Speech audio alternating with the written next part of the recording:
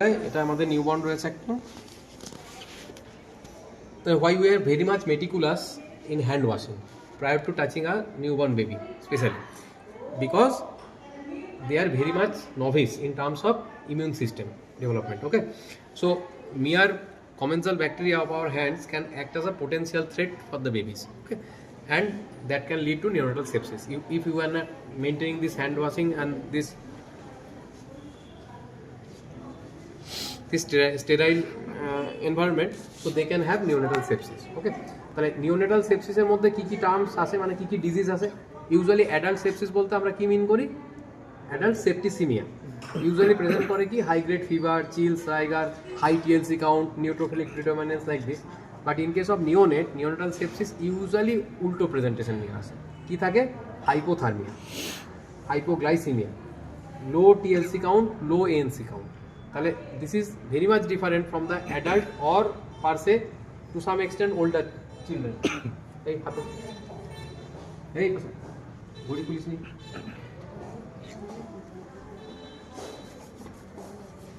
তাহলে what are the steps of hand washing? হ্যান্ড ওয়াশিংয়ের স্টেপসগুলো আমরা দেখছি। হ্যান্ড ওয়াশিং অ্যাকচুয়ালি মানে সত্যি কথা বলতে গেলে ফার্স্ট টাইম যখন তুমি বেবিকে হ্যান্ডেল করবে বা নার্সারিতে ঢুকবে কি কোনো একটা নিওনাটাল ইউনিটে ঢুকবে, তখন hand rubbing is not appropriate. You must do hand washing with soap and water. তার জন্য আমার একটা কী লাগবে? লিকুইড সোপ লাগছে, ওয়াটার সোর্স লাগছে, আর এলবো অপারেটেড ট্যাপ লাগছে। Why? Because after washing your hands, if there is some finger operated tap, then again your fingers will get soiled and contaminated. So you should have a 90-degree elbow operated tap. Okay, কি করছি? Just প্রথমে আমরা pump two pump করছি, যেহেতু দুটো steps একসাথে হয়ে যাচ্ছে, so it is all spanning over 20 seconds. তারপর স্টেপটা আমরা উল্টো দিকে করছি, এটা হচ্ছে 10 সেকেন্ড, এটা হচ্ছে 10 সেকেন্ড। দেখ, এটা যখন আমরা করছি তখন আমার এই দুটো বুড়ো আঙুল দুটো ছাড়া হয়ে যাচ্ছে। তাহলে এগুলোকে পরে আমাকে টেক কেয়ার করতে হবে। আর কোন কোন জায়গাগুলো স্পেয়ার হয়ে গেল? এই যে ফিঙ্গার টিপসগুলো স্পেয়ার হয়ে গেল, আর এই যে নাকেলসের যে ক্রেভিসেসগুলো, নাকেলসগুলো স্পেয়ার ঠিক হচ্ছে না, বাট এই যে crevices, they are not stressed out. So এর মধ্যে তো সোপ ওয়াটার ভালো করে ঢুকতে পারবে না। সেই জন্য পরের স্টেপগুলোতে আমাদের এইগুলোকে টেক কেয়ার করতে হবে। কী করছি? সেই জন্য এই একটা স্টেপ করে নিচ্ছি, এটা করছি আমরা, থামটাকে আলাদা করে নিয়ে নিচ্ছি। আর এই যে এইবার এটাকে নাকেলগুলোকে আমরা এখানে স্ট্রেচ করে দিলাম, এটা যখন ফ্লেক্স করছি নাকেল আর stretched, now we are doing like this. তাহলে আমাদের পুরো হাতটা হয়ে গেল।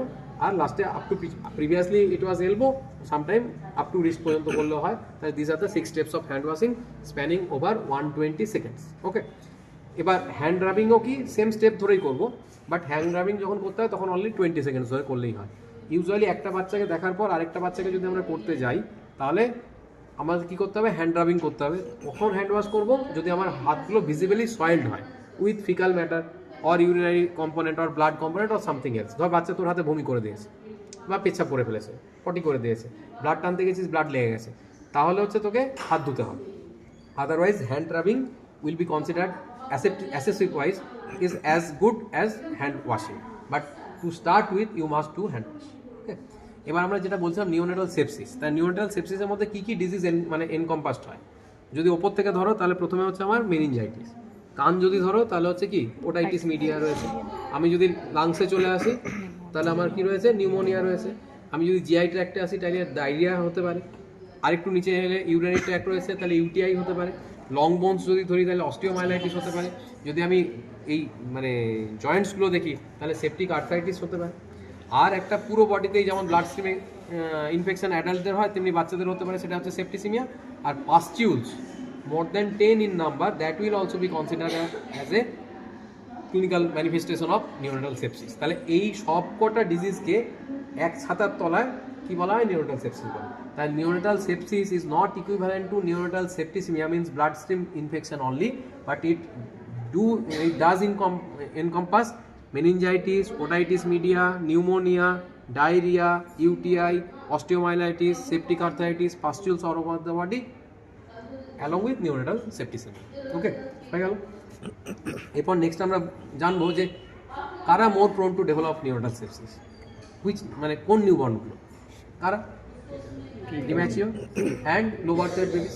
তাহলে প্রিম্যাচিউরিটি আমরা কী করে বুঝবো whether this baby is term or preterm? সেটা আমরা বুঝতে পারি 3-4টে প্যারামিটার থেকে। একটা হচ্ছে কি, যদি মায়ের জেস্টেশনাল মানে মায়ের এলএমপি ঠিক থাকে, মায়ের cycle was regular, LMP mother is very confident regarding her first day of the last menstrual period, তাহলে ওখান থেকে আমরা একটা জেস্টেশনাল এজ আমরা ডিরাইভ করতে পারি।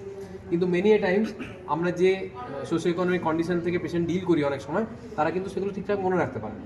আবার অনেক সময় মনে রাখতে পারে কিন্তু সাইকেল ওয়াজ ইররেগুলার, সেই জন্য মা ঠিক মতো বলতে পারে না যে কোনটা লাস্ট মাসিক ঠিক মতো হয়েছিল। হয়তো কখনো দেখা যায় ওনার 2 মাস পর পর হয়, কখনো দেখা যায় 15 দিন পর পর হয়। তাহলে ইররেগুলার সাইকেলে হয়তো পিসিওডি আছে, অথবা এন্ডোমেট্রিওসিস কিছু একটা আছে, বা একটা কোনো ওভারিয়ান সিস্ট আছে।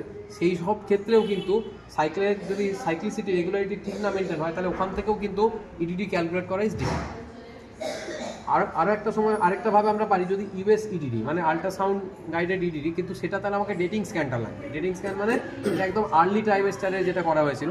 অনেক সময় আমাদের ক্ষেত্রে দেখা যায় যে মা প্রথমবার বুকিং হচ্ছে, মানে প্রেগনেন্সি জানতেই পারছে by 4 month 5 months of age. প্রথমবার যখন হসপিটালে এসে বুকিং করাচ্ছেন অ্যান্টিনেটাল ক্লিনিক্সে, তখন অলরেডি দেখা যাচ্ছে 18 সপ্তাহ পেরিয়ে গেছে। তাহলে তখন যে স্ক্যানটা করা হচ্ছে সেই স্ক্যানটা অ্যাকচুয়ালি কিন্তু ডেটিং স্ক্যান নয়, তখন বেসিক্যালি অ্যানোমালি স্ক্যানের মতো একটা স্ক্যান ওই সময় হচ্ছে। তাহলে ওই স্ক্যানটা থেকে ইউএসজিটা আমরা করতে পারবো না, কারণ ওখানে variability of the date is bit high.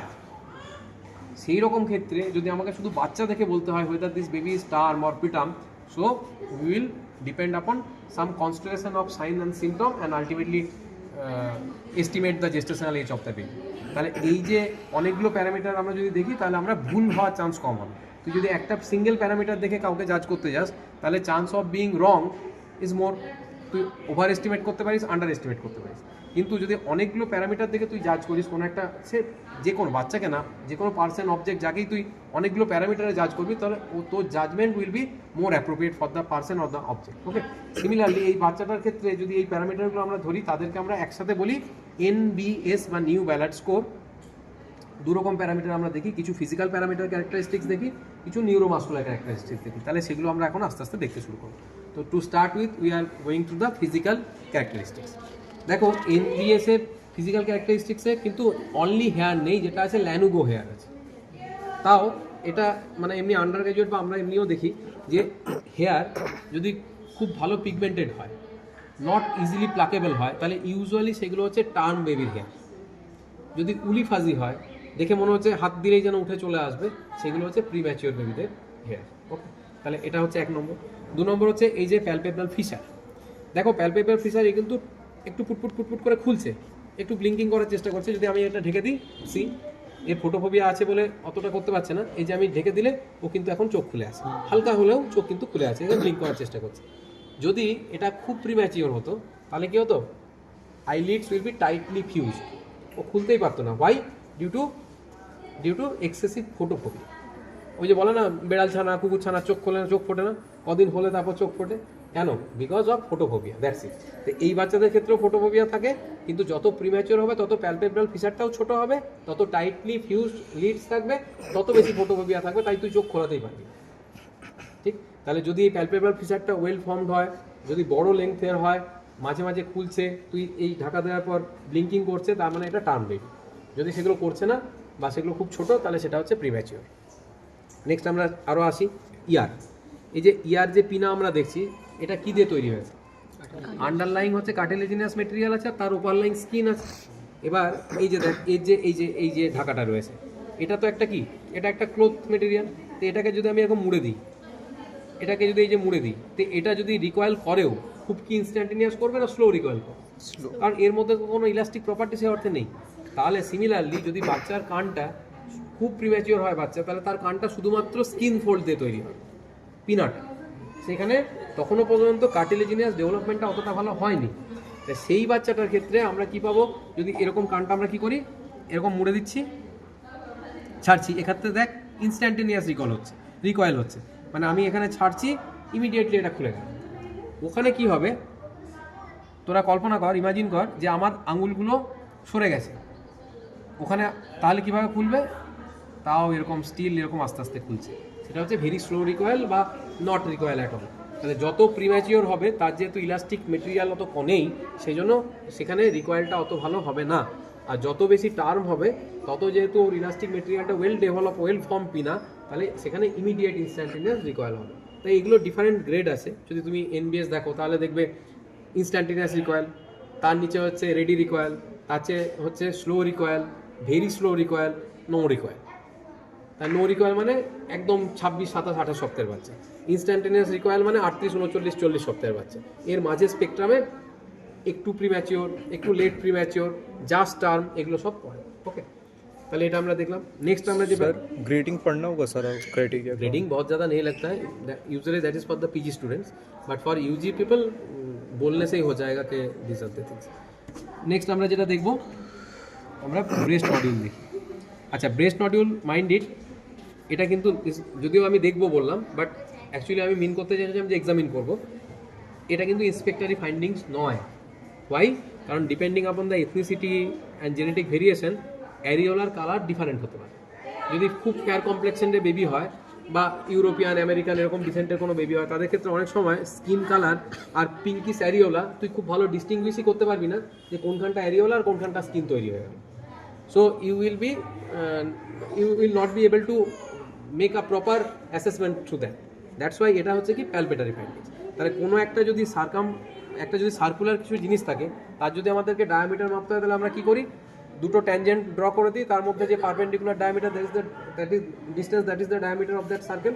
তাহলে এখানে আমরা কি করছি? আচ্ছা, একটা জিনিস মনে করে রাখবে, কখনো পেশেন্টকে এক্সামিন করতে গিয়ে এমন কিছু করবে না যাতে পেশেন্টের পেন হয়। অনেক সময় কী হয়, পরীক্ষার সময় তাড়াহুড়োতে আমরা ঠান্ডা হাত দিয়ে বাচ্চাকে হাত দিয়ে দিই, বাচ্চা খুব কেঁদে ওঠে, এক্সামিনাররা কিন্তু তাদের খুব বিরক্ত হয়ে যায়। হ্যাঁ, মানে আমি আমার পাস করাতে গিয়ে বাচ্চাকে যেন কষ্ট না দিয়ে ফেলি, এটা শুধু বাচ্চা না, যে কোনো পেশেন্টের ক্ষেত্রেই তাই। তাহলে আমরা কিন্তু এইভাবে পিঞ্চিং করব না, এরকম করলে পিঞ্চ হয়, এইভাবে ধরলে এটা হোল্ডিং হয়। এইখানে আমি যখন হোল্ড করছি তখন কিন্তু ওর ব্যথা লাগবে না, কিন্তু আমি যখন এটা দিয়ে ধরছি তখন কিন্তু পিঞ্চ হবে। পিঞ্চ করলে ওখানে পেন লাগবে, যেহেতু এগুলো সেন্সিটিভ এরিয়া। ওকে, তাহলে আমি কি করছি? জাস্ট এইভাবে ধরে নিলাম, দেখ আমি ট্যানজেন্সিয়ালি ধরেছি। নাও অ্যাপ্রক্সিমেট তোকে স্লাইড ক্যালিপার্স দিয়ে মাপার দরকার নেই। So almost this is the diameter, দেখেই বোঝা যাচ্ছে it will be around 1 centimetre. তাহলে এরও ডিফারেন্ট গ্রেডিং আছে। একদম প্রথমের গ্রেডিং হচ্ছে ইমপারসেপ্টেবল। দেখ, যদি হচ্ছে দেখা হতো তাহলে লেখা থাকতো ইনভিজিবল। ইমপারসেপ্টেবল মানে তুই ছুঁয়ে পাচ্ছিস না, পারসেপশন হচ্ছে না। তারপর হলো বেয়ারলি পারসেপ্টেবল, তাহলে যে খুব প্রিম্যাচিওর 24-26 সপ্তাহের বাচ্চা, তার কিছু হয়নি তৈরি, তাহলে ইমপারসেপ্টেবল। তার চেয়ে একটু তৈরি হয়েছে, তুই হাতে মনে হচ্ছে কিছু যেন একটা পাচ্ছি, that is known as the barely perceptible. ওই 28 সপ্তাহ 30 সপ্তাহের বাচ্চার একটু একটু আসতে শুরু করেছে। তার চেয়ে আরেকটু বড় বাচ্চা যদি হয় তাহলে 1 to 2 মিলিমিটার, আরেকটু বড় হলে 3 to 5 মিলিমিটার, আরেকটু বড় হলে মানে বড় মানে ম্যাচিওর 3 to 5 মিলিমিটার, আর যখন একদম পুরো পোস্ট ডেটে চলে যাচ্ছে তখন অ্যারাউন্ড 10 মিলিমিটার পর্যন্ত হতে পারে, যেটা আমরা এই বাচ্চাটার ক্ষেত্রে মানে খুব টার্ম যদি হয়ে যায়, একদম নিয়ার ডেট হয়ে যায়, তাহলে আমরা মোর দেন 10 মিলিমিটারও ব্রেস্ট বার্ড বা নডিউল আমরা পেতে পারি। ওকে, এরপর আমরা যেটা একটা দেখাবো ল্যানুগো হেয়ার। তাহলে এটা তো হলো স্ক্যাল্প হেয়ার, এটা কিন্তু ব্যালাডের মধ্যে ছিল না, এটা আমরা এমনি দেখেছি একটা এক্সট্রা। এটা কিন্তু একটা গুড প্যারামিটার, হয়তো ব্যালাড যারা করেছিলেন তারা এই হেয়ারটাকে অতটা মানে তারা কনসিডারেশনে নেননি। যাই হোক, এবার আমরা ল্যানুগো দেখি। ল্যানুগো ইউজুয়ালি কোন জায়গাটা থাকে? ল্যানুগো ইউজুয়ালি থাকে এই ব্যাক সাইডটা। এই যে দেখতে পাচ্ছিস এই হেয়ারগুলো দেখ, এগুলো কিন্তু একটা নন ভেলামেন্টাস টাইপ অফ হেয়ার, এতটা কিন্তু পিগমেন্টেশন নেই। একই বাচ্চার হেয়ার, এইগুলো দেখ কত পিগমেন্টেড, এগুলো দেখ কতটাও বেশি পিগমেন্টেড নয়। ইউজুয়ালি এগুলো থাকে ব্যাক শোল্ডার গার্ডেলের ওপর থাকে, আর এই আর্মসের আপার পার্টগুলোতে থাকে। এখানেও ল্যানুগোগুলোরও আবার ডিফারেন্ট স্টেজিং আছে, মানে কতটা ল্যানুগোর অ্যাবান্ডান্সি রয়েছে, কতটা বেশি রয়েছে। যদি একদম খুব প্রিম্যাচিওর হয় তারও থাকবে না, আবার যে একদম বুড়ো হয়ে গেছে তারও থাকবে না। মানে কি, যেমন ধর যে একদম ছোটো বাচ্চা তারও দাঁত গজায় না, আবার একদম 90 বছরের বয়স্ক তারও সব দাঁত পড়ে গেছে। এবার তুই 90 বছরের বয়স্ক যদি শুধু দাঁত দেখে বলিস এই 2 মাসের বাচ্চা, তাহলে তো খুব মুশকিল। হ্যাঁ, আবার যদি একটা 2 মাসের বাচ্চাকে দাঁত নাই বলিস 90 বছরের বুড়ি, তাহলেও খুব মুশকিল। তাহলে কি তোকে সেই জন্য ডিফারেন্ট প্যারামিটারগুলো দেখতে হবে। তাহলে ল্যানুগোর কি হচ্ছে? প্রথমে হচ্ছে নেই, তৈরি হয়নি, অ্যাবসেন্ট। তারপর হলো স্পার্স, মানে 2-4টে গজাতে শুরু করেছে। তারপর হচ্ছে কি, মানে অ্যাবান্ডান্ট, মানে অনেকগুলো হয়েছে। তারপর হলো থিনিং, আর তারপর হলো ব্যাল্ড এরিয়াস। তাহলে দেখ, অ্যাবসেন্ট আর ব্যাল্ড মানেও টাক, আর অ্যাবসেন্ট মানেও চুল নেই। দুটোর অর্থ একই হলেও কিন্তু দুটোর মিনিং কিন্তু মানে দুটোর কি বলবো, দুটোর থেকে interpretation will be totally different. একটা হতে পারে absent due to very prematurity, আর একটা হতে পারে ব্যাল্ড, এত ম্যাচিওর হয়েছে যে সব ঝরে পড়ে গেছে।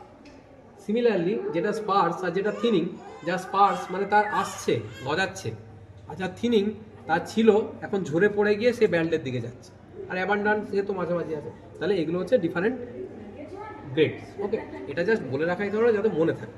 এগুলো তোদের খুব ডিটেলসে লাগবে না, তাও জাস্ট দেখে রাখতে ক্ষতি তো নেই।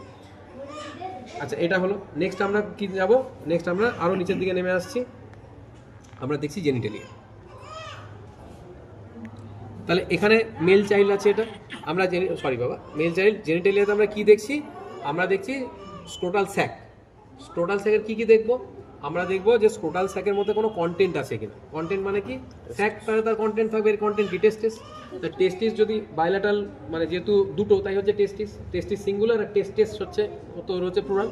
তাহলে যদি বাইলেটারাল নেমে আসে তাহলে কন্টেন্ট থাকবে, যদি কন্টেন্ট থাকে তাহলে that will be saccular or pendulous, there will be rugosities, there will be pigmentation.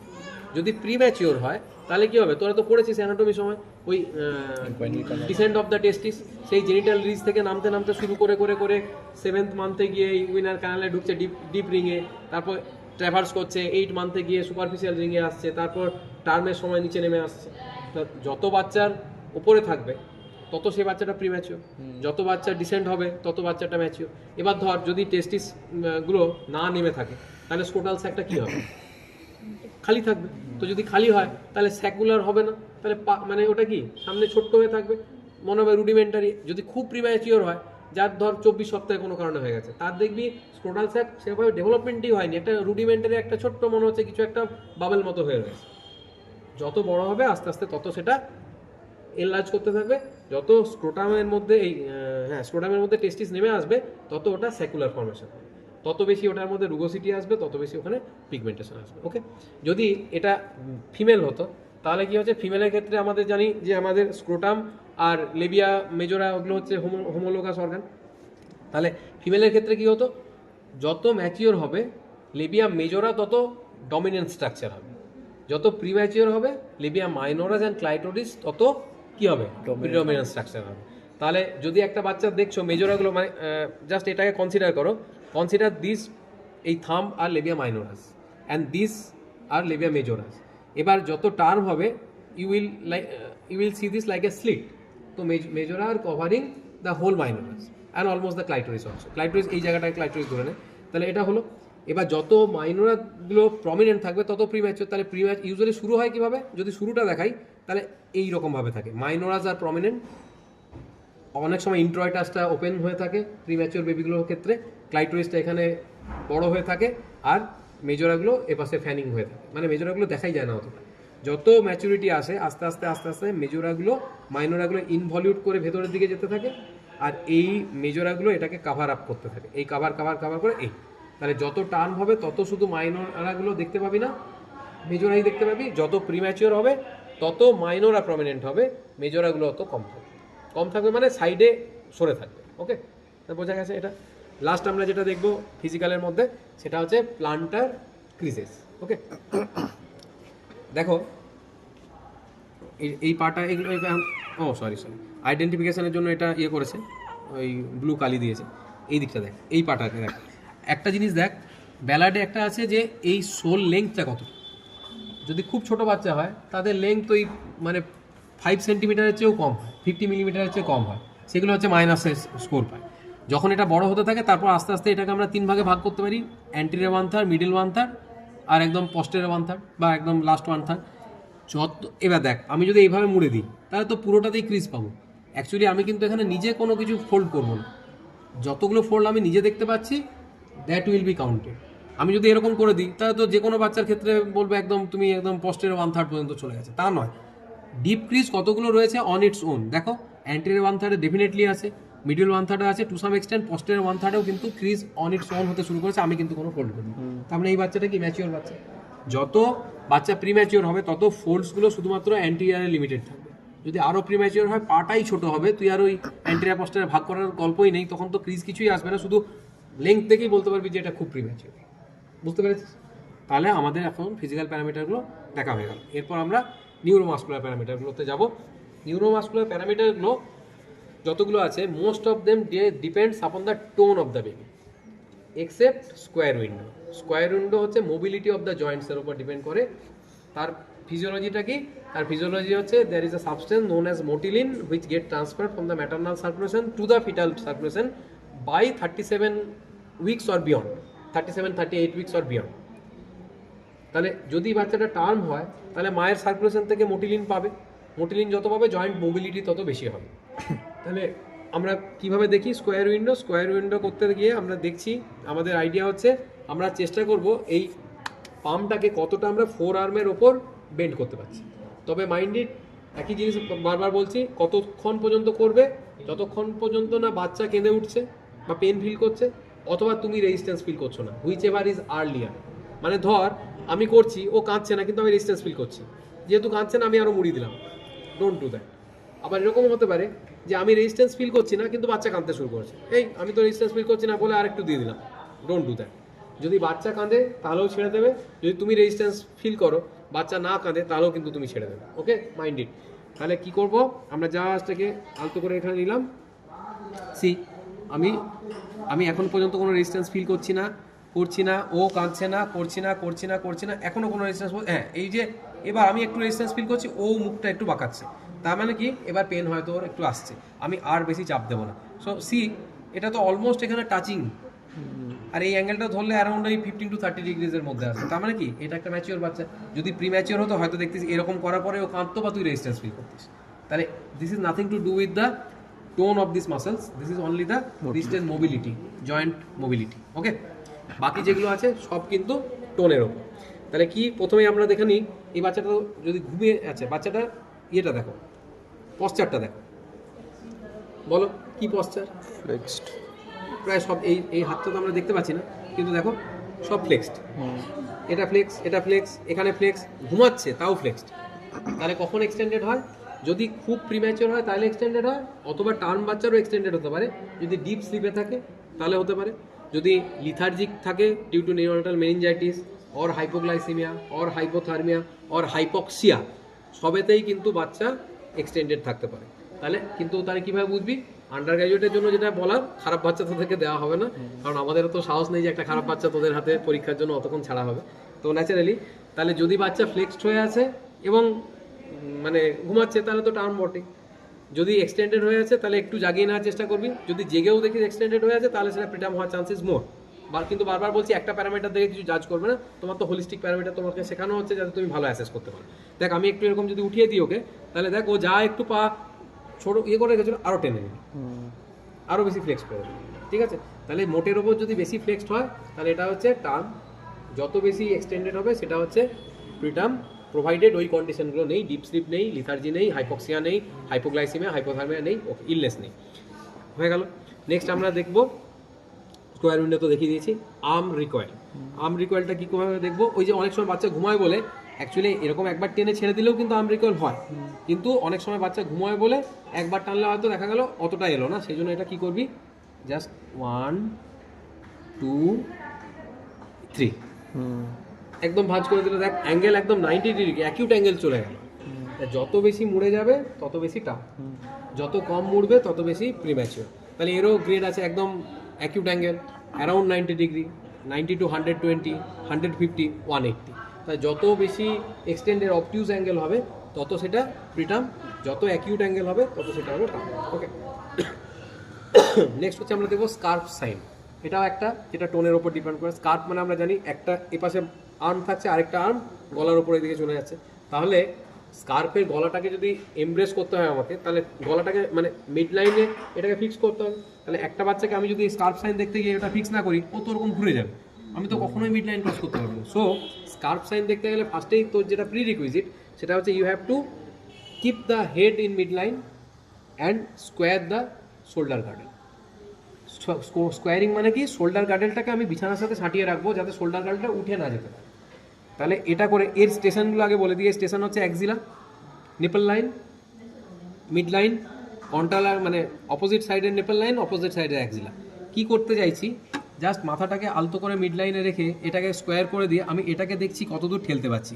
এই যে আমি এর চেয়ে বেশি ঠেললেই ও দেখছি ছটফট করছে, I am feeling the resistance. এ কত দূর যাচ্ছে, ম্যাক্সিমাম এই নিপল লাইন পর্যন্ত এলো। দেখ মুখটা বেঁকে গেল, ও সরি বাবা, ভেরি সরি, ও বাবা সো সরি। আচ্ছা কেন আর করবো না। তাহলে যদি খুব প্রিম্যাচিওর হতো তাহলে একদম এত দূর পর্যন্ত চলে যেত। আচ্ছা চুপ করো কিছু হবে। আচ্ছা আচ্ছা চুপ। তাহলে যদি খুব প্রিম্যাচিওর হতো তাহলে কোথাও পর্যন্ত চলে যেত, একদম অপোজিট সাইডের অ্যাক্সিলা পর্যন্ত চলে যেত। তার চেয়ে যদি একটু কম প্রিম্যাচিওর হতো তাহলে হচ্ছে অপোজিট সাইডের কি হতো, মিডল লাইন পর্যন্ত যেত। যদি মোটামুটি টার্ম হতো তাহলে মিড লাইন পর্যন্ত যেত। তার চেয়ে বেশি টার্ম আছে তাই হচ্ছে এই সাইডের নিপল লাইন একদম যদি পোস্ট ডেটেড বা একদম পোস্ট টার্মের কাছাকাছি হয় তাহলে দেখবি তুই ঠেলতেই পারছিস না, প্রায় অ্যাক্সিলার কাছে এসেই মানে সেম সাইডের অ্যাক্সিলার কাছেই রয়েছে। ওকে, তাহলে এটা হয়ে গেল। তাহলে আমরা এটা দেখলাম স্কার্ফ সাইন। এরপর লাস্ট দুটো যেটা আমরা দেখবো ব্যালাডের মধ্যে, আমরা দেখছি popliteal angle and heel to ear. Again popliteal angle যখন আমরা দেখবো আর হিল টু ইয়ার দেখবো, আমাদের পেলভিসটাকে স্কোয়ার করতে হবে। মানে দেখ, আমি যদি পেলভিস না স্কোয়ার করে এরকম করে পাল্টি খাই দিই তাহলে তো ঠিক হয়ে গেছে, ঠিক হয়ে গেছে, আর হিসু করে দেবো রে। যদি পেলভিসটাকে না স্কোয়ার করি তাহলে তো আমরা মানে যেমন হচ্ছে আর্চ করার মতো ওরকম করে পা তুলে তো আমরা ইয়ে করে দিতে পারি, কানের কাছে তো ইয়ার নিয়ে চলে যেতে পারি, হিল নিয়ে চলে যেতে পারি। তাহলে সেই জন্য আমাকে এখানে কি করতে হবে, পেলভিক গার্ডেলটাকে স্কোয়ার করতে হবে। পেলভিক গার্ডেলটাকে আমরা কিভাবে স্কোয়ার করব, পেলভিক গার্ডেলটাকে আমরা এই দুটো হাত দিয়ে স্কোয়ার করে দিলাম, মানে স্কোয়ার করলাম মানে বিছানা থেকে উঠতে দেবো। নেক্সট আমরা কি করছি, এইটাকে আমরা এখানে যেহেতু স্কোয়ার করা আছে, আঙুলটা এখানে আছে, আমি তো এটাকে এর ওপর রাখতে পারছি না, আমি এটাকে নিয়ে যাচ্ছি টুয়ার্ডস দ্য বেড। এবং এই যে দেখ, এইটুকু করে একটু খেলতে গেলে ও কাঁদছে। তাহলে এখানে স্টেশনগুলো কী কী, সিম্পাইসিস পিউবিস, আম্বিলিকাস, এখানে স্টারনাম, এখানে হচ্ছে চিন, এখানে হচ্ছে ইয়ার। যত প্রিম্যাচিওর হবে তত এত দূর পর্যন্ত যাবে, আর যত টার্ম হবে, একে যেমন আমরা কি এই জাস্ট সিম্পাইসিস থেকে আম্বিলিকাস পর্যন্ত ঠেলতেই ও কাঁদতে শুরু করবে এবং আমিও রেজিস্ট্যান্স ফিল করতে শুরু করবো। তার মানে এটা হচ্ছে টার্ম বেবি। ওকে, বোঝা গেল। পপলিটিয়াল অ্যাঙ্গেলের সময় কি করব, এই দিকের পেলভিসটাকে স্কোয়ার করে নিলাম, এখান থেকে হাতটাকে এপাশ থেকে রাখলাম। এইবার দেখ, আগের বার এটাকে নিয়ে গেছিলাম এপাশে, এবার এটাকে নিয়ে এলাম অ্যান্টেরিয়র অ্যাবডোমিনাল ওয়ালের ওপর, and now I am seeing this angle. এই অ্যাঙ্গেলটা অ্যারাউন্ড 90 ডিগ্রি। এই যে আরও জোর করলে ও হচ্ছে আমি রেজিস্ট্যান্স ফিল করছি, দেখ ইট ইজ অ্যারাউন্ড 90 ডিগ্রি। তাহলে এটা হচ্ছে 90 ডিগ্রি যে অ্যাঙ্গেলটা আমি পেলাম, এর কি কি স্টেজ আছে, লেস দেন 90 মানে খুব পোস্টেটেড বা একদম নিয়ার টার্ম 90 ডিগ্রি, ওই অ্যারাউন্ড 38 সপ্তাহের বাচ্চা। আরেকটু অ্যাকিউট মানে এই অবটিউজ অ্যাঙ্গেল 100 to 120, তাহলে লেট প্রিটার্ম। 120-র ওপর হলে প্রিটার্ম, 150 180 হলে ভেরি আর্লি প্রিটার্ম। তাহলে একে দেখে আমরা যতটা মনে হচ্ছে ওই এ হচ্ছে অ্যারাউন্ড 38 সপ্তাহ এই রেঞ্জের বাচ্চা। এটা তো পরে এলো, আগের বাচ্চাটাও 38 সপ্তাহ। এর ডেট জিজ্ঞেস করো কবে ছিল, এটা 38-39 সপ্তাহের বাচ্চা। कब डेट था माँ और कब हुआ, হ্যাঁ, তাহলে মোটামুটি 39 সপ্তাহ, 39 উইকস 5 ডেজ। আর জেস্টেশনাল এজ সেই পয়সার মতো নয়, মানে 39 টাকা 90 পয়সা মানে 40 টাকা রাউন্ড অফ, সেটা কিন্তু এক্ষেত্রে রাউন্ড অফটা লোয়ার দিকে হয়। পিডিয়াট্রিক্সে বা গাইনিতে যদি জেস্টেশনাল এজ মাপা হয়, 39 weeks 6 days means 39 weeker, 39 week 7 days means 40 weeker baby. তাহলে এই বাচ্চাটা কত উইকার হলো, 39 উইক 6 ডেজ মানে কিন্তু অ্যাকচুয়ালি ব্যালাড ওয়াইজ 39 উইকার, তার ওটা ম্যাচ করলো ওর সাথে। তাহলে এটা হলো আমাদের ব্যালাড। তাই ব্যালাড স্কোরিং করে আমরা কি বুঝতে পারলাম, আমরা বুঝতে পারলাম যে এই বাচ্চাটা প্রিম্যাচিওর না ম্যাচিওর। কেন বুঝতে চাইলাম, কারণ প্রিম্যাচিওরের যে থ্রেটগুলো আমরা পাবো, মানে থ্রেট মানে ওর যা ডিজিজ কন্ডিশন হতে পারে যেগুলো আমরা এনকাউন্টার করতে পারি, টার্মের মানে এনকাউন্টার করার চান্সটা সম্পূর্ণ ডিফারেন্ট। যেমন ওর একদম ছোট যদি হচ্ছে 30 উইকার বেবি হতো, তাহলে ওর হয়েই কী হতো, respiratory distress due to RDS, তাহলে আমাকে তখন সারফ্যাক্টেন্ট দিতে হতো। তারপর তার কী হতো, হাইপোথার্মিয়া হতে পারতো, হাইপোগ্লাইসিমিয়া হতে পারতো, লোবার তো এর VLBW ELBW কিছু একটা হতো, তার কমপ্লিকেশনস থাকতো, হাইপার ভিসকোসিটি হতে পারতো 2-3 দিন পর, আর প্রথম দিন থেকে জন্ডিসও হতে পারতো, কারণ অত বেশি ব্লাড কাউন্ট তুই চোখে দেখার আগেই জন্ডিসের কাট অফ পেরিয়ে যেতে পারে। মানে আমরা চোখে কখন জন্ডিস বুঝতে পারি, যদি 5 থেকে 7 এই রেঞ্জের হলুদ মানে বিলিরুবিন হয়, তবে গিয়ে আমরা হচ্ছে স্কিন সারফেস দেখে বুঝতে পারি। তুই যদি দেখিস ওই নাইস গাইডলাইন বলে একটা গাইডলাইন হয়, যেখানে আওয়ার চার্ট আছে, যদি 24, 25, 26 সপ্তাহের বাচ্চা হয়, তার প্রথম 10 ঘন্টা 12 ঘন্টায় তার cut off for phototherapy is 3-4। মানে তুই যখন চোখে দেখবি যে জন্ডিস হয়েছে, তার আগে ওর এক্সচেঞ্জ কাট অফ পেরিয়ে যেতে পারে। ওদের এক্সচেঞ্জ কাট অফ হয়তো 7-8, তো তুই যখন ফার্স্ট জন্ডিস দেখলি তখন অ্যাকচুয়ালি এক্সচেঞ্জ ট্রান্সমিশন করার মতো হয়ে গেছে। তাহলে এগুলো যদি তুই না আগে থেকে মাথায় রাখিস, তাহলে এগুলোকে তুই ডেলিভারিটলি ট্রিট করতে পারবি। সেই বাচ্চাটা 2-4 দিন পর থেকে কী হতো, 2-4 দিন পর থেকে যদি তোকে খাবার না দেওয়া হতো, মানে মিনিমাল নিউট্রিশন না দেওয়া হয়, তাহলে তার কদিন পর থেকে NEC ডেভেলপ করে যাওয়ার চান্স থাকে। আর এই অল থ্রু দ্য পিরিয়ড ধরে ওর যে কোনো সময় কিন্তু নিউরোটাল সেপসিস অ্যাকোয়ার করার চান্স থাকে। 3-4 দিনের মাথায় কী হতে পারে, অ্যাপনিয়া হতে পারে। কেন, কারণ একটা 30 সপ্তাহের বাচ্চা রেসপিরেটরি সেন্টারগুলো ম্যাচিওর নয়, সে মাঝে মাঝে শ্বাস নিতে ভুলে যায়। সেই অ্যাপনিয়াটাকে তুই যদি ক্যাফেন সাইট্রেট দিয়ে না ডিল করিস, আগে থেকে প্রোফাইল্যাক্টিক না দিয়ে রাখিস অত ছোটো বাচ্চাকে, ফট করে বাচ্চা অ্যাপনিয়া ব্র্যাডিকার্ডিয়া সাইকেলে বাচ্চা কার্ডিয়াক অ্যারেস্টে চলে যেত। কিন্তু এই কোনো ডিজিজগুলোই যেগুলো আমি বললাম, এক্সেপ্ট নিওনেটাল সেপসিস অ্যান্ড হাইপারভিসকোসিটি, এইগুলো ছাড়া বাকি কোনোটাই টার্ম বাচ্চার হওয়ার চান্স নেই, ঠিক? রাদার টার্ম বাচ্চার আবার কি হতে পারে, respiratory distress due to meconium aspiration. তাহলে দুটো ক্যাটাগরিতে ডিজিজ এন্টিটিসগুলো সম্পূর্ণ ডিফারেন্ট। সো আমাদের, ঠিক, রাদার টার্ম বাচ্চার আবার কি হতে পারে, respiratory distress due to meconium aspiration. তাহলে দুটো ক্যাটাগরিতে ডিজিজ এন্টিটিসগুলো সম্পূর্ণ ডিফারেন্ট। সো আমাদের কি ফোরকাস্ট হতে পারে, এই বাচ্চাটা কাল কেমন থাকবে, পরশু কেমন থাকবে, totally depends upon the birth weight as well as the more on the gestational age of the baby. Okay, তাহলে সেই জন্য আমরা এত ভালো করে এটা জানতে চাই। নেক্সট আমরা দেখবো যে কোনো পেশেন্টকে যখন আমরা অ্যাসেস করি, be it newborn, be it older child or be it adults, যে patient whether it is stable or not. যদি পেশেন্ট যদি স্টেবল না থাকে, তাহলে তুমি ওকে ট্রিট করে বড় ডায়াগনোসিস করার কোনো লাভ নেই। First you have to stabilise the patient, then you have to go for further diagnosis and other treatment if required. তাহলে যদি একটা কোনো পেশেন্টের ভাইটাল স্টেবল দেখতে হয়, তাহলে কী কী প্যারামিটার আমরা অ্যাডাল্টে দেখি? আমরা হার্ট রেট দেখি, আমরা রেসপিরেটরি রেট দেখি, আমরা টেম্পারেচার দেখি, আমরা ব্লাড প্রেশার দেখি, আর কোভিড আসার পর এখন অনেকে SpO2 দেখেন, ঠিক আছে? বাচ্চাদের ক্ষেত্রে কি heart rate, pulse rate, BP দেখা যায় না তা নয়, দেখা যায়, বাট দেখার জন্য এক্সপার্টিস লাগে, স্পেশাল কিছু ইনস্ট্রুমেন্ট লাগে। যেমন এদের ব্লাড প্রেশার দেখার জন্য পাওয়া যায় ফিলিপসের ছোটো ছোটো কাপ পাওয়া যায় 1, 2 এরকম সাইজের, কিন্তু সেগুলো তুই হচ্ছে নর্মাল বিপি মেশিনে লাগিয়ে মাপতে পারবি না। তোকে NICU বা SNCUতে নিয়ে গিয়ে সেখানে মনিটরের সাথে লাগিয়ে তোকে মাপতে হবে। তো ন্যাচারালি এখানে আমি হার্ট রেটটা অত, এই মানে পালস রেটটা অত ভালো দেখতে পাবো না, এখানে আমি ইয়েটা অত ভালো দেখতে পাচ্ছি না, বিপিও দেখতে পাচ্ছি না। তাহলে ওগুলো দেখে আমরা কি হতো, ওগুলো দেখে আমরা পারফিউশন অফ দ্য বেবি কেমন আছে সেটা বুঝতে পারি। তাহলে এই ক্ষেত্রে আমরা পারফিউশন বোঝার জন্য আমরা একটা সারোগেট মার্কার নিয়ে নিয়েছি। What is that? That is CRT বা CFT, ক্যাপিলারি রিফিল টাইম বা ক্যাপিলারি ফিলিং টাইম। এটা কিভাবে করা হয়? যে কোনো বনি প্রমিনেন্টের ওপর তুমি প্রেস করবে। কতটা প্রেস করবে? সাফিসিয়েন্ট টু এলিসিট, মানে কি, এই যে দেখো আমার এখন নেল বেড দেখতে পাচ্ছ পিঙ্কিশ, আমি এই নিচে চাপ দিয়ে আছি, কিন্তু নেল বেড আমার ব্লাঞ্চ হয়নি, তার মানে আমি অ্যাডিকুয়েট প্রেসার দিচ্ছি না। Now see my nail bed is blanched, see এটা একদম ক্রিসেন্ট তৈরি হয়েছে। এর চেয়ে বেশি প্রেসার আমি দেবো না, এর চেয়ে বেশি প্রেসার দিলে আমার নিজেরও নেল বেডে লাগবে, বাচ্চাটারও লাগবে। তাহলে সাফিসিয়েন্ট এইটুকু প্রেসার দেবো। কতক্ষণের জন্য প্রেসার দেবো? 5 সেকেন্ডস। কীভাবে কাউন্ট করবো? 1001, 1002 বলতে বলতে, কারণ 1, 2, 3, 4, 5 বলতে আমাদের 1 সেকেন্ড করে লাগে না। তাহলে আমরা কি করছি? সি নেল বেড ব্লাঞ্চ করে গেছে 1001, 1002, 1003, 1004, 1005, 1001, 1002, 1000, ব্যাস। তাহলে এটা কত হলো? অ্যারাউন্ড 2 সেকেন্ড, মানে লেস দেন 3 সেকেন্ড। তাহলে what is normal? It is less than 3 second. 2 second or less নয়, বিকজ 2 সেকেন্ড আর 3 সেকেন্ডের মধ্যেও সেখানে 999 মিলি সেকেন্ডস আর দেয়ার। এই যে আমি এখানে 2 গোনার পরেও কিন্তু তখনও পুরোটা রিফিল করেনি, রিফিল করলেও কিন্তু লেস দেন 3 সেকেন্ড। তাহলে what is normal? It is less than 3 second. কখন প্রলংড হয়? শকে তো প্রলংড হবেই, বাট নিওনেটাল শক বলার আগে যেগুলো কমন কজ সেগুলো বলবে। হাইপোথার্মিয়াতে প্রলং হয়, নিওনেটাল সেপসিসে প্রলং হতে পারে, ডিহাইড্রেশনে প্রলং হতে পারে, হাইপোগ্লাইসিমিয়াতে প্রলং হতে পারে, হাইপোগ্লাইসিমিয়া, সব কিছুতেই হতে পারে মোটামুটি। কেন CRT প্রলং? যেন হাইপোথার্মিয়া, যেন সেপসিস, যেন ডিহাইড্রেশন, এই কথাগুলো যেন মিস না হয়, এগুলো যেন ফার্স্টে বের হয়। তারপর তুই যা হাতি ঘোড়া বলবি বল, কিন্তু কমন কজগুলো প্রথম বলবি, যেগুলো কমনলি আমরা দেখতে অভ্যস্ত হয়ে গেল। তাহলে এটা করতে পারবি। এই দেখ, এই জিনিসটা দিয়েই আমি কিন্তু আরেকটা জিনিস অ্যাসেস করতে পারি। যখন আমি মুখে মুখে বলছি, টাইম কাউন্ট করছি, তখন হচ্ছে ওটা CRT। আমি যদি মনে মনে টাইম কাউন্ট করি, দিয়ে এটা ছেড়ে দিই, দিয়ে দেখছি যে এখানটা কালার কি, so I am assessing the icterus of the baby. এবার ইকটেরাসের মজা কি? সেফালোকডাল প্রোগ্রেশন হয়। তাহলে যদি অল্প জন্ডিস থাকে, তাহলে কপালটা, মুখটা, নাকটা হলুদ থাকবে।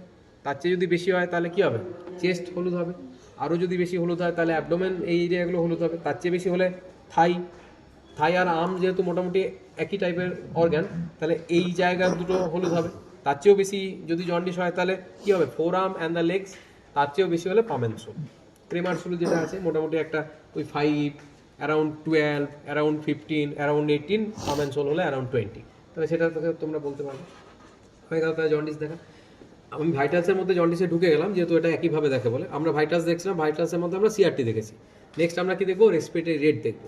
আর আমরা কি দেখবো? টেম্পারেচার দেখবো। তাহলে রেসপিরেটরি রেটের কথাটা আগে বলে নিই। রেসপিরেটরি রেট এখানে আমরা কোন জায়গাটা দেখবো? সাধারণত বাচ্চাদের তুই ভালো করে লক্ষ্য কর, আমি এখন এই জামাটা নিয়ে পেটটা ঢাকা দিয়ে দিলাম, দেখ দেখি বুকটা, রেসপিরেটরি রেট বুঝতে পারছিস? বোঝাই যাচ্ছে না। এখানে দেখলে মনে হয় এই রে অ্যাপনিয়া হয়ে গেছে বাচ্চা, বাট তা তো সত্যি নয়। এটা কেন হচ্ছে? বিকজ এই নিউবর্ন বেবিদের বা বেবিদের আর অ্যাডাল্ট ফিমেলদের রেসপিরেশনের টাইপ কীরকম? অ্যাবডোমিনো থোরাসিক, প্রিডমিনেন্টলি অ্যাবডোমিনাল। আর যদি আমাদের অ্যাডাল্ট মেলদের দেখো তাহলে সেটা কী হবে? থোরাকো অ্যাবডোমিনাল। তাহলে এখানে যদি তুমি এটাকে ঢাকা দিয়ে দেখো তাহলে তুমি এখানে কাউন্ট ভুল করবে। তাহলে কোন জায়গাটা এক্সপোজ করতে হবে সেটাও তোমাকে কিন্তু জানতে হবে। তাহলে আমরা কোন জায়গাটা এক্সপোজ করছি নাও সি। এবার দেখো, তোমার এই জায়গাটা এক্সপোজ না করলেও চলবে, তোমার এই জাংশনটা কিন্তু তোমাকে এক্সপোজ করতে হবে, কারণ এদের তো প্যাটার্নটাই হচ্ছে অ্যাবডোমিনো থোরাসিক। এবার দেখ ও শ্বাস নিচ্ছে কি নিচ্ছে না, দেখতে পাচ্ছিস এই যে মুভমেন্ট হচ্ছে। এবার দেখ এদের নর্মাল রেসপিরেটরি রেট হচ্ছে 40 to 60।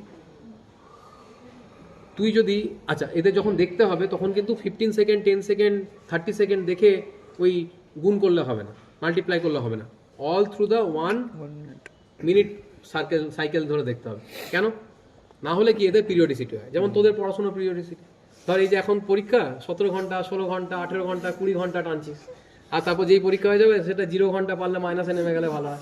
হ্যাঁ, তো এবার যদি তাহলে পরীক্ষার আগে 3 ঘন্টা দেখলে তোরা বিশাল পড়ুয়া ছেলে বলে হ্যাঁ এরাই ডাক্তার হওয়ার যোগ্য, আর পরীক্ষার পরে 3 মাস দেখলে ওরে ভাই এরা তো পড়েই না, এরা কি করে ডাক্তারি পেল? হ্যাঁ, তো এটা দেখলে তো হবে না। So you have to average the thing all through the 1 year so that you will get a average value that will be acceptable. তাহলে এর ক্ষেত্রেও তাই। তাহলে এর ক্ষেত্রে যদি 1 মিনিট ধরে দেখো তাহলে এর যেহেতু পিরিয়ডিসিটি আছে, হোয়াই? বিকজ ওদের রেসপিরেটরি সেন্টারটা একটু হাইপক্সিয়াতে অতটা বেশি ম্যাচিওর না, মানে সেন্সিটিভিটি কম। তো রেসপিরেটরি সেন্টার যেহেতু ইম্যাচিওর, বিশেষ করে যদি প্রিম্যাচিওর বাচ্চা হয় তার ক্ষেত্রে পিরিয়ডিসিটি ইজ মার্কড। সেই সময়গুলোতে তুমি যদি টোটাল 1 মিনিট ধরে না দেখো তাহলে কিন্তু ইউ মে মিস। তুমি ওভার এস্টিমেট করতে পারো, আন্ডার এস্টিমেটও করতে পারো। তা তুই বলতে পারিস যে কেন আমি 2 মিনিট ধরে দেখবো না, কেন আমি 3 মিনিট ধরে দেখবো না? Because of the optimisation. সত্যি তুমি যদি 3 মিনিট ধরে দেখো তাহলে তুমি আরও বেটার জাজ করবে। কিন্তু সত্যি কথা বলতে গেলে কি ওই অত মেটিকুলাস জাজমেন্টের আমার দরকার নেই, আমি তো স্ক্রিন করছি বাচ্চাকে। সো 1 মিনিট, ওই যে সবসময় বলে না রিস্ক রেশিও, মানে রিস্ক বেনিফিট রেশিও মেজার করে তারপর ঠিক করতে হয়, এটা হচ্ছে সেরকম ব্যাপার। তাহলে 1 মিনিটটা হচ্ছে স্ট্যান্ডার্ড। 1 মিনিটে আমি 2টো সাইকেলই পেয়ে যাবো, ট্যাকিপনিয়া সাইকেলও পাবো, আবার ব্র্যাডিপনিয়া যদি সাইকেল হয় সেই সাইকেলটাও পাবো। তাহলে পিরিয়ডিসিটিকে যাতে কাট করতে পারি স্পেশালি প্রিম্যাচিওর বেবিদের, সেইটাকে জন্য আমরা এটা 1 মিনিট ধরে দেখছি।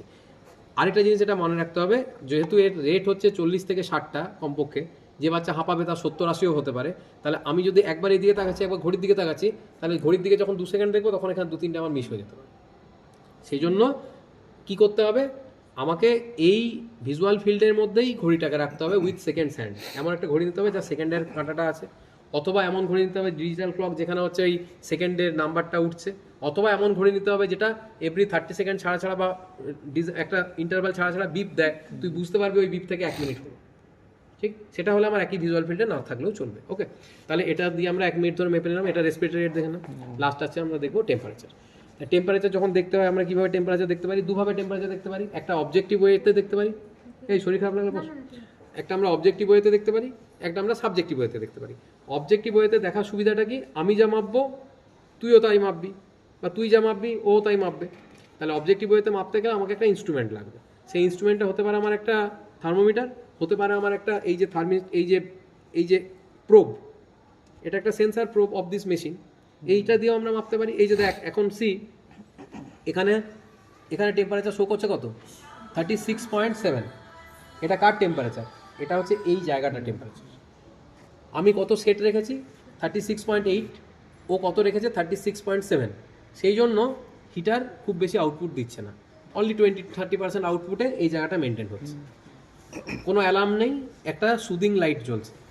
ধর এটাকে আমি যদি সরিয়ে নিই, দেখ আমি এটাকে সরিয়ে এখন বাইরে নিয়ে যাচ্ছি, দেখ কেমন ড্রাস্টিক্যালি টেম্পারেচার ফল করতে শুরু করে, লাইটের কালার চেঞ্জ হবে, সেই কালার চেঞ্জ হওয়ার পর লাইট এই মেশিন অ্যালার্ম দিতে শুরু করবে।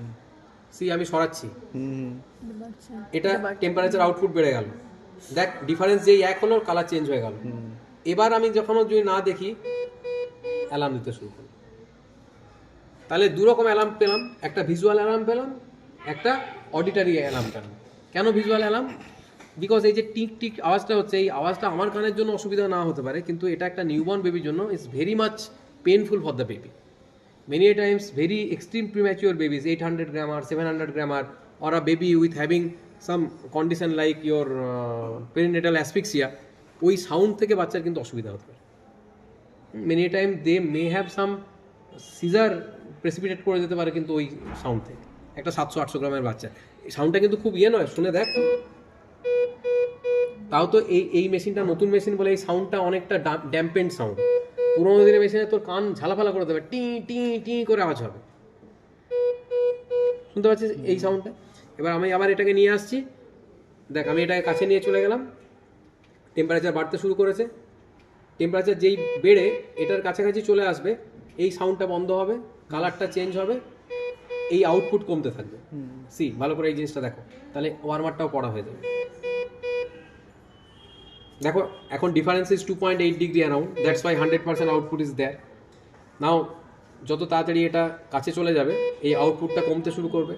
যখন এটা অ্যারাউন্ড 0.5 ডিগ্রিতে থাকবে, এই অ্যালার্মের কালার যে দেখছো সেটা এই আগেই এই সাউন্ডটাও বন্ধ হয়ে যাবে, এই কালারটাও চেঞ্জ হয়ে যাবে. দেখো কালার চেঞ্জ হয়ে গেছে 1 ডিগ্রি ডিফারেন্সে, এ বন্ধ হয়ে গেছে. এবার গরম হতে শুরু করেছে, আউটপুট কম হতে শুরু করেছে. এবার দেখ, এবার মজাটা দেখ, এবার হাই অ্যালার্মটা দেখাচ্ছি.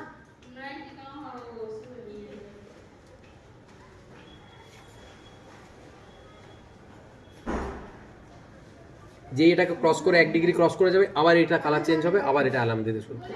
একটা হচ্ছে লো অ্যালার্ম, একটা হচ্ছে হাই অ্যালার্ম. সি এখন দেখ একদম আউটপুট কিছু নেই, কারণ এ তো অনেক বেড়ে গেছে, আউটপুট 0. নাও 1 ডিগ্রির বেশি ডিফারেন্স হতে শুরু করেছে. সি ঠিক আছে? তাহলে দেখ মেশিন কত sensitive, but you have to use it properly. তাহলে দেখ এই মেশিনটা সেন্সারটা আমি যদি ইউজ করতে জানি তবেই এটা দিয়ে আমি প্রপারলি টেম্পারেচার মাপতে পারবো. আর থার্মোমিটার দিয়ে যদি মাপতে হয় তাহলে আমি প্রপারলি যদি থার্মোমিটার ইনসার্ট করতে জানি তবে দেখতে পারবো. আমরা অ্যাডাল্টে যখন মাপি তখন আমরা এইভাবে মাপ, কেন? কারণ অ্যাডাল্টের অ্যাক্সিলাটা অনেক বড়. এবার আমি যদি বাচ্চার এইভাবে মাপতে যাই, মেনি টাইমস এই বাল্বটা ওই বাইরে দিয়ে বেরিয়ে যাবে, তাহলে কি you will not be able to measure the temperature accurately. সেই জন্য কী করতে হবে, it should be like parallel, যাতে এই বাল্ব অফ দ্য থার্মোমিটার এটা যেন একদম টিপ অফ দ্য অ্যাক্সিলা পর্যন্ত থাকে, so that it is secured within the axilla, it is not going outside or in contact with the environmental air. বোঝা গেল? হয়ে গেল? তাহলে দেখ এইটাকে প্রপারলি ইউজ করতে গেলে এটাকে স্ট্যান্ডার্ডাইজ করতে হবে, এটা ঠিক করে রাখতে হবে. এবার আমরা সাবজেক্টিভ ওয়েতে যখন দেখতে যাব তখন আমরা হাত ইউজ করব. তাহলে হাতটা যদি তোর সেন্সার হয়, তাহলে হাতটা সেন্সারটা যদি ঠিক না থাকে তাহলে তোর অ্যাসেসমেন্টটা গন্ডগোল হবে. তাহলে কী করে এটাকে ঠিক রাখতে হবে? ঠিক রাখতে হবে এইভাবে যে এটা হাত তো ধুয়ে আসতে হবে. এবার তো তুই দার্জিলিংয়ে কাজ করছিস, 5 ডিগ্রি টেম্পারেচার, তাতে হাত ধুয়েছিস ঠান্ডা জলে, হাতের টেম্পারেচার এখন 10 ডিগ্রি, একটা 27-28 ডিগ্রি টেম্পারেচার সিভিয়ার হাইপোথার্মিয়া এসছে, তোর 10 ডিগ্রি হাত দিয়ে 27 ডিগ্রির বাচ্চাকে টাচ করেছিস, তুই ভেবেছিস 1 ছিল, actually severe hypothermia, should be admitted, should be put on IV antibiotics and IV fluid after sending proper blood reports, blood investigation, তাকে তুই ডিসচার্জ করে দিবি. কী হবে, একটু পরে বাচ্চাটা অন দ্য ওয়ে, বাচ্চা আরও খারাপ হয়ে আবার তোর কাছে ফেরত আসবে, তখন তোকে বাঁচানোর চান্সটা অনেক কমে যাবে, বা হয়তো ডেথও হয়ে যাবে. তাহলে যখন তুমি হাত ধোবে, মেক ইট শিওর যে তোর হাতগুলো গরম হয়েছে, রুম টেম্পারেচারে নয়, তোর হাতগুলো মোটামুটি তোর বডির টেম্পারেচারের কাছাকাছি এসছে, অ্যারাউন্ড 36-37 ডিগ্রি টেম্পারেচার. সেই অবস্থায় you will touch the baby, কি সেন্টার পেরিফেরি, সেন্টার পেরিফেরি. কি ফাইন্ডিংস পাবে? Centre warm, periphery warm, I am happy. Centre warm, periphery আর colder, so this is known as cold stress. তাহলে এটা cold স্ট্রেসটা কি হলো? Cold stress or mild hypothermia, even though they are used synonymously, but they are not actually same thing. Cold stressটা কি হচ্ছে? Cold stressটা হচ্ছে একটা ক্লিনিক্যাল প্যারামিটার সাইন, আর mild hypothermia হচ্ছে একটা মেজার্ড প্যারামিটার, মানে সেটা তুই মেপেছিস, সে থার্মিস্টার প্রোব দিয়ে হতে পারে, তোর দিয়ে হতে পারে, থার্মোমিটার দিয়ে হতে পারে, সেটা কত থাকবে? 36 থেকে 36.4 ডিগ্রি সেলসিয়াস যদি হয়, দ্যাট ইজ কোল্ড, মানে মাইল্ড হাইপোথার্মিয়া. কোল্ড স্ট্রেস মানে এটা গরম, এটা ঠান্ডা, এটা গরম, এটা ঠান্ডা, এটা হচ্ছে কোল্ড স্ট্রেস. বুঝা গেল? আচ্ছা, যদি মডারেট হাইপোথার্মিয়া হয় তাহলে টেম্পারেচার কত হবে? 32 থেকে 35.9 ডিগ্রি. মডারেট হাইপোথার্মিয়া বাচ্চা কীরকম পাবে? এখানটা পাবে ঠান্ডা, এখানটাও পাবে ঠান্ডা.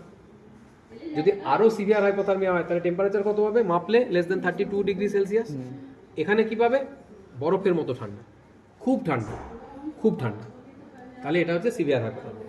এবার দেখ হাইপোথার্মিয়া ম্যানেজমেন্ট যে রিওয়ার্মিং, এটা সবাই জানে, এটার জন্য ডাক্তার হতে হয় না, ন্যাচারাল জিনিস। কিন্তু মনে রাখবে হাইপোথার্মিয়া ম্যানেজমেন্ট রিওয়ার্মিং হলেও সিভিয়ার হাইপোথার্মিয়া ম্যানেজমেন্ট রিওয়ার্মিং তো বটেই, বাট সিভিয়ার হাইপোথার্মিয়া ম্যানেজমেন্ট হচ্ছে admission is mandatory, IV fluid is mandatory, IV antibiotics is also mandatory after sending proper blood investigation like sepsis screening, blood culture, if required LP lumbar puncture. কেন? কারণ usually বাচ্চাদের thermoregulation mechanism অতটা robust না হলেও মোটামুটি robust থাকে, যে hypothermia moderate পর্যন্ত যেতে পারে। যখনই ওর সিভিয়ার হাইপোথার্মিয়া হয়ে গেছে তাহলে বুঝতে হবে ও কিন্তু সেপসিস ডেভেলপ করে নেই তো, বা ওর আরও কোনো কোমরবিড অ্যাক্টিভিটি আছে কিনা, এই কোমরবিড কন্ডিশন আছে কিনা, সেটা যেন আমার মিস না হয়। সেই জন্য সিভিয়ার হাইপোথার্মিয়ার বাচ্চা যদি পেরেন্টসরা ইনসিস্টও করেন যে আমি বাড়ি নিয়ে যাব, বাচ্চা তো বড় বাচ্চা, এই বাচ্চা ভালো করে রাখবো, বাট তুমি কখনোই কিন্তু সেই বাচ্চাকে ছাড়বে না, you must admit the child. Okay, হয়ে গেল। আর কিছু? इट रिफ्लेक्स रिफ्लेक्स तो बहुत कुछ नहीं पूछते हैं। अच्छा, रिफ्लेक्स দেখার জন্য যেটা বলা, রিফ্লেক্স যদি দেখতে হয়, রিফ্লেক্স দেখার জন্য বাচ্চা কিন্তু ডিপ স্লিপে থাকলে রিফ্লেক্স কিন্তু অনেক সময় ব্লান্টেড হয়ে থাকে, তাহলে একটু বাচ্চাকে উঠিয়ে নিতে হলে ভালো হয়। আমরা যে জিনিসগুলো দেখতে চাই, আমরা একটু রুটিন দেখবো, একটা আমরা সাকলিংটা দেখবো। রুটিন কি? এই যে এরকম করছি, এই সি, এই যে সি, ওই দেখ ওই দিকের মুখটা বেশি ওয়াইড ওপেন করেছে, হ্যাঁ, জাস্ট লাইক দিস, এদিকটা কম। এবার আমি এই দিকটা করছি,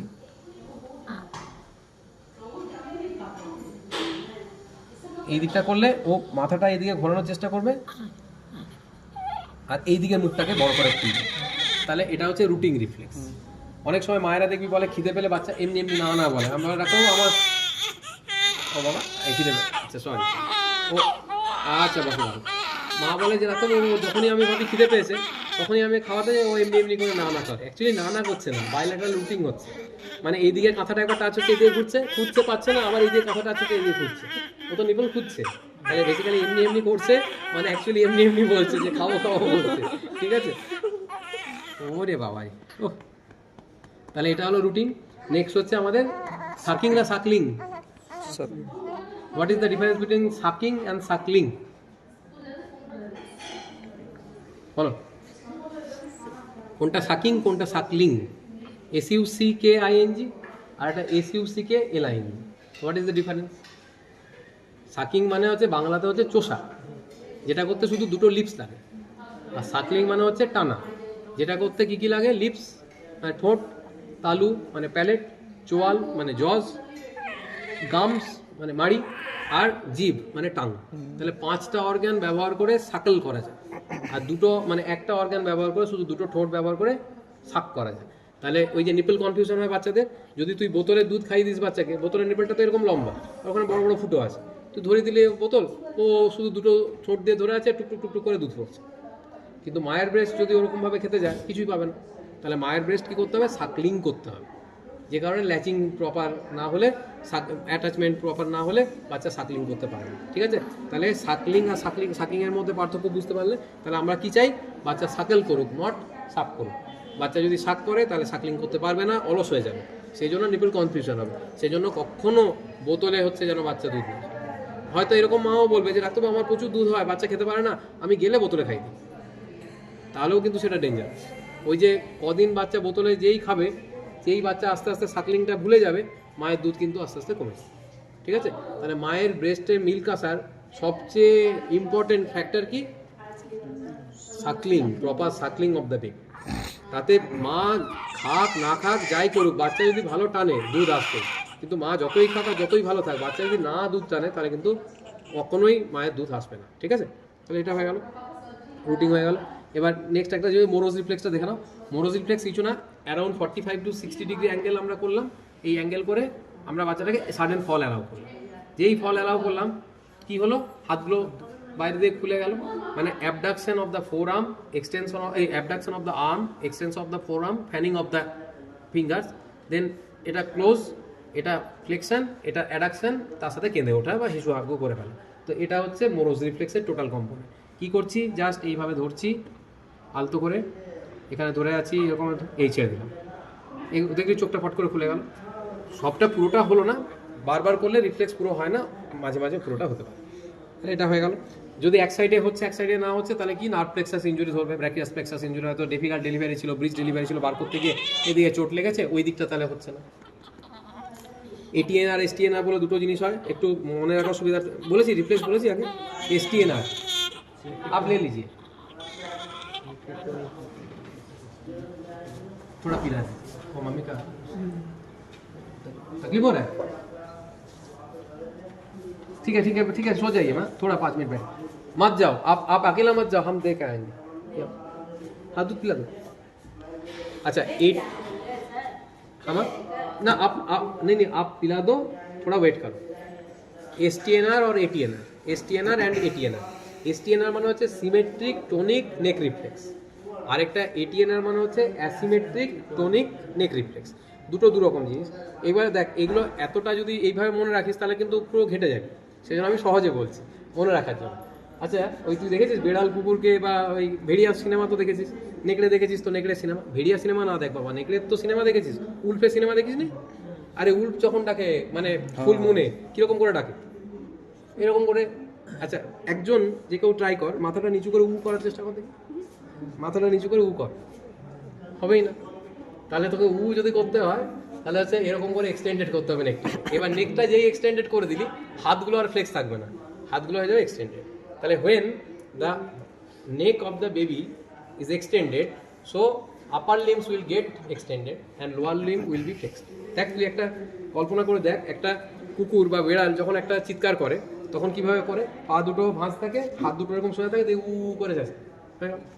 এবার যখন জল খায় তখন তার উল্টোটা হয় এইভাবে। এবার তুই এইভাবে জল খেয়ে দেখা, জল খেতে পারবি, এবার সবই রিফ্লেক্স রে বাবা। জল খেতে গেলে তোকে মাথাটা নিচু করতে হবে, তবেই জিভ দিয়ে চেটে ওরা জল খায়। যখন জলটা খাচ্ছে তখন এইগুলো ফ্লেক্স হয়ে যায়। তাহলে when the head is flexed, upper limb with get flexed আর lower limb will be extended. তাহলে এটা হলো এসটিএনআর। এসটিএনআর দুটো component.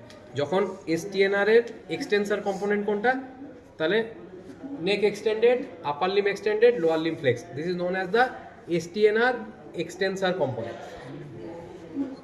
Upper neck is flexed, upper limb is flexed, lower limb আর extended, this is known as the flexor component of STNR. বোঝা গেল? তাহলে এসটিএনআর এর দুটো কম্পোনেন্ট আছে, একটা এক্সটেন্সার একটা ফ্লেক্সার। আর কোনোদিন আশা করি ভুল হবে না, এই যদি মনে রাখো যে একটা শিয়াল ডাকছে আর একটা জল খাচ্ছে, জল খাচ্ছে মানে ফ্লেক্সার, ডাকছে মানে এক্সটেন্সার, হয়ে গেল। এবার এটিএনআরটা কি, ওটা সিমেট্রিক নেক রিফ্লেক্স ছিল, মানে দুটোকে একসাথে করে মাথাটা করেছিলি বলে দুটো হাত একসাথে হচ্ছে। এবার আমি ঘাটটাকে একটা দিকে ঘোরাবো, তাহলে অ্যাসিমেট্রিক হলো, একদিকে সিমেট্রি নষ্ট হলো। এতক্ষণ আমি এই নামাচ্ছি তার মানে সিমেট্রি থাকছে, একদিকে ঘুরিয়ে দিলাম, এই দিকে ঘোরালে এই হাতটা ভাঁজ হলো আর এই হাতটা এক্সটেন্ড হলো। তাহলে যেদিকে আমি ঘাটটাকে ঘোরালাম সেদিকের upper limb and lower limb will get extended and contralateral সাইডের will get flexed. This is known as the ATNR. এবার এটিএনআর ইউজুয়ালি পারসিস্ট করে by up to 4 months 5 months পর্যন্ত।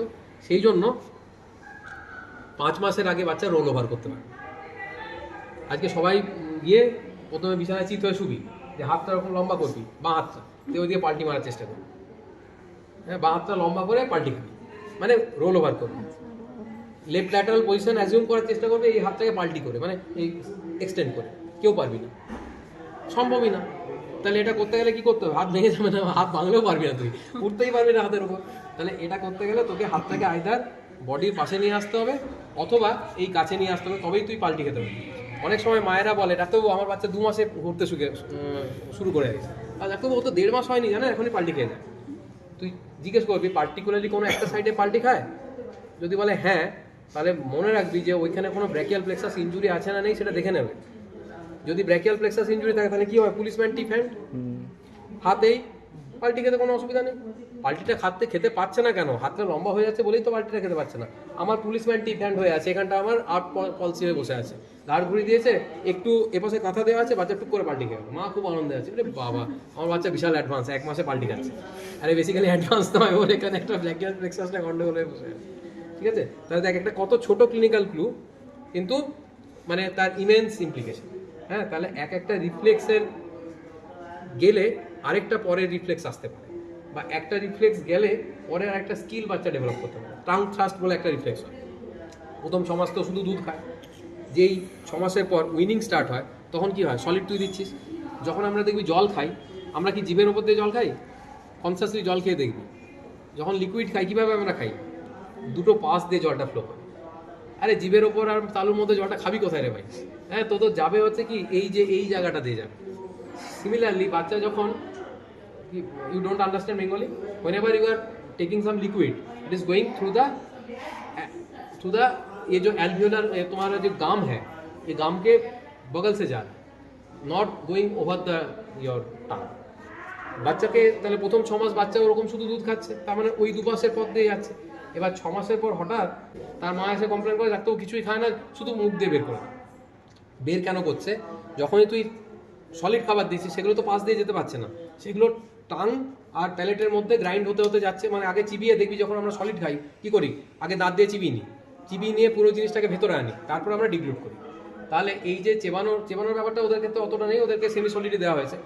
এই যে টাঙের ওপর যখনই তুই রাখবি খাবারটা, যেহেতু ওদের টাংটা অভ্যস্ত নয় ওটাকে গিলতে, টাংটা থ্রাস্ট হয়ে, মানে ব্যাঙ যেরকম করে শিকার ধরে, ব্যাঙের মতো উল্টো ছুটবে না, কিন্তু এরকম টাং থ্রাস্টিং হয়।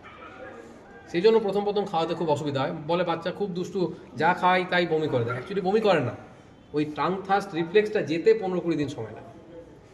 অল্প করে খাওয়াতে দেখা গেলো 2-3 সপ্তাহ পরে টাং থ্রাস্টটা চলে গেল, তখন বাচ্চা ভালো করে ডিগ্লুট করতে শুরু করে। তাহলে একটা রিফ্লেক্স গেলে তবে একটা স্কিল অ্যাকোয়ার হয়। সেরকম ওই রোল ওভার কখন অ্যাকোয়ার হয়? যখন এটিএনআর চলে যায়। টাং থ্রাস্ট যখন চলে যায় তখন কি করতে পারে? সেমি সলিড ডিগ্লুট করতে পারে। এরকম ডিফারেন্ট জিনিস আছে। একটা বাচ্চা, ধর একটা ছোট বাচ্চা রয়েছে, একটা 3 মাসের বাচ্চা, একটা 6 মাসের বাচ্চা, একটা 1 বছরের বাচ্চা। ছোট নাট বল্টু দেখেছিস? কোন বাচ্চাটার কাছে নাট বল্টু ছড়িয়ে রাখাটা ডেঞ্জারাস? 6 মাসের বাচ্চা, 1 বছরের বাচ্চা, না 3 মাসের বাচ্চা? एक 1 year। ও বলেছে 1 ইয়ার। আর তুই 6 মাস, তুই 3 মাস, 6 মাস। যারা 6 মাস বলছো কি ব্যাখ্যা? আর তুমি why you have said 1 year? Palmar graph reflex। Aman প্রিন্সার gas. এই যে মানে একটা ছোট জিনিস, একটা আমি কি বলেছি, নাট বল্টু বলেছি। নাট বল্টু তুই এভাবে তুলতে পারবি? এইভাবে তুলতে হবে, চিমটে দিয়ে তুলতে হবে। তাহলে এই যদি পিঞ্চ করে তুলতে হয়, তাহলে সেটার জন্য তো প্রিন্সার গ্রাফসটা ম্যাচিওর করতে হবে। একটা 6 মাসের বাচ্চার সামনে তুই যা ছুঁড়ে রাখো, তুলে কখনো ছোট জিনিস মুখে দিতে পারবে। 9 মাসের বাচ্চা, 1 বছর যে হয়েছে তার ম্যাচিওর করে গেছে প্রিন্সার গ্রাফ, সে টুক করে তুলে মুখে ঢুকিয়ে দেবে এবং ওটা ডিগ্লুট করে ফেলতে হবে। সেই জন্য যদি ফরেন বডি ইনজেকশন হয়, যদি একটা বাচ্চা বলে যে 2 বছরের বাচ্চা absolutely was playing with some toys and suddenly developed respiratory distress, so your diagnosis is until proof otherwise it is a foreign body injection। কিন্তু একটা 6 মাসের বাচ্চা যদি সাডেন ওরকম বলে যে হয়েছে, তার ক্ষেত্রে কি হবে? তার ক্ষেত্রে অ্যাসপিরেশন ইজ দ্য ডায়াগনোসিস। একই হিস্ট্রি, শুধু এজের ওপর ডিপেন্ড করে your diagnosis will be valid. Aspiration কেন হচ্ছে? হয়তো সেই মাত্র খাইছে, ভালো করে বার্পিং করেনি, কোনোভাবে হয়তো মুখের মধ্যে ছিল, ঢক করে সেটা শ্বাসনালীতে চলে গেছে। সেটা হচ্ছে 6 মাসের বাচ্চার ক্ষেত্রে হবে। কিন্তু 1 বছর 1.5 বছরের বাচ্চা, সে খেলনা নিয়ে খেলতে হঠাৎ যদি শ্বাসকষ্ট শুরু হয়ে যায়, তার মানে সে কিছু একটা তুলে পট করে মুখে একটা ছোট জিনিস ইনজেস্ট করে ফেলে, মানে ইনহেল করে ট্রেকিয়াতে চলে যাবে। দ্যাটস ওয়াই তার রেসপিরেটরি ডিস্ট্রেস হচ্ছে। তাতে কত ক্লিনিক্স ইজ সো বিউটিফুল। হ্যাঁ, মানে দুটোই একই জিনিস। একটা 6 মাসের বাচ্চা, 1 বছরের বাচ্চা, একটা লেম্যানের জন্য দুটোই ছোট বাচ্চা, কিন্তু একটাতে ডায়াগনোসিস হচ্ছে কি, একটাতে ডায়াগনোসিস হচ্ছে কি। অ্যাসপিরেশন যখনই হবে তখনই তোমাকে ভাবতে হবে কোনো নিউরোলজিক্যাল প্রবলেম আছে কিনা। একটা 6 মাসের হেলদি বাচ্চা কেন অ্যাসপিরেট করবে? আর এটা পিওর অ্যাক্সিডেন্ট। একটা 6 মাসের বাচ্চা যদি অ্যাসপিরেট করে আসে, তাহলে তোমাকে ধরতে হবে জোর করে কেউ ওকে অ্যাসপিরেট করিয়েছে, অথবা ওর কোনো একটা নিউরোলজিক্যাল প্রবলেম আছে, অথবা ওর খুব জিআর আছে, গ্যাস্ট্রোএসোফেজিয়াল রিফ্লাক্স আছে, যে কারণে ও অ্যাসপিরেট করে। কিন্তু একটা 1 বছর 1.5 বছরের বাচ্চা যদি এরকম একটা করে জিনিস খেয়ে হাঁপাতে আসে, ইট ইজ কোয়াইট যে এটা একটা অ্যাক্সিডেন্ট, মানে খেলতে বাচ্চাটা মুখে ঢুকিয়ে ফেলেছে। ওকে যদি তুমি ওটা বের করে দিতে পারো, ব্যাস, কোনো ইভ্যালুয়েশনের দরকার নেই। কিন্তু একটা 6 মাসের বাচ্চা যদি রেকারেন্ট এরকম অ্যাসপিরেট হয়ে আসছে, তাহলে তোকে ইভ্যালুয়েট করতে হবে যে এই বাচ্চাটার কী আন্ডারলাইন কন্ডিশন আছে। ঠিক আছে, যা।